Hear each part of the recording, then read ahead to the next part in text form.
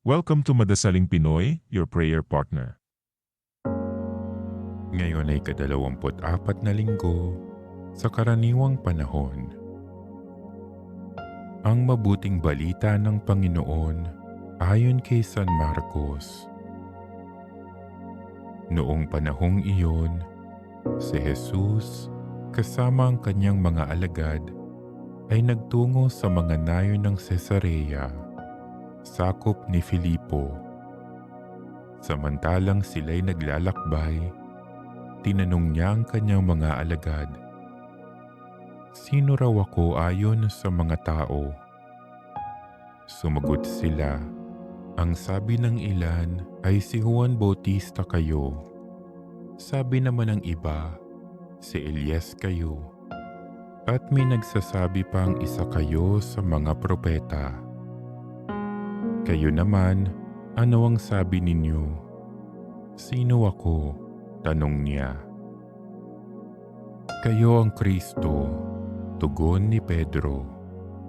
"Huwag ninyong sasabihin kanino man kung sino ako." Mahigpit na utos nga sa kanila. Mula noon, ipinaalam na ni Jesus sa kanyang mga alagad na ang anak ng tao'y dapat magbata ng maraming hirap.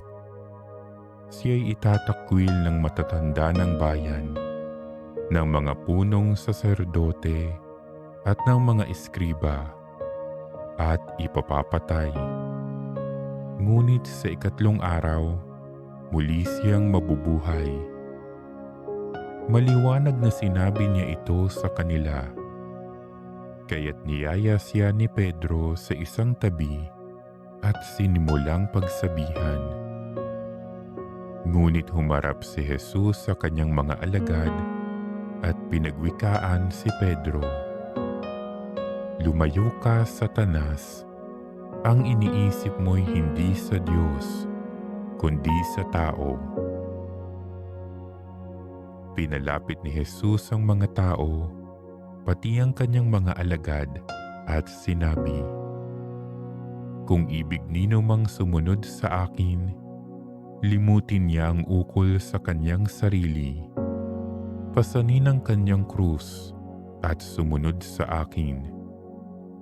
Ang naghahangad na magligtas ng kanyang buhay ay siyang mawawalan nito. Ngunit ang mag-alay ng kanyang buhay, alang-alang sa akin at sa mabuting balita, ay siyang magkakamit niyon." Ang mabuting balita ng Panginoon.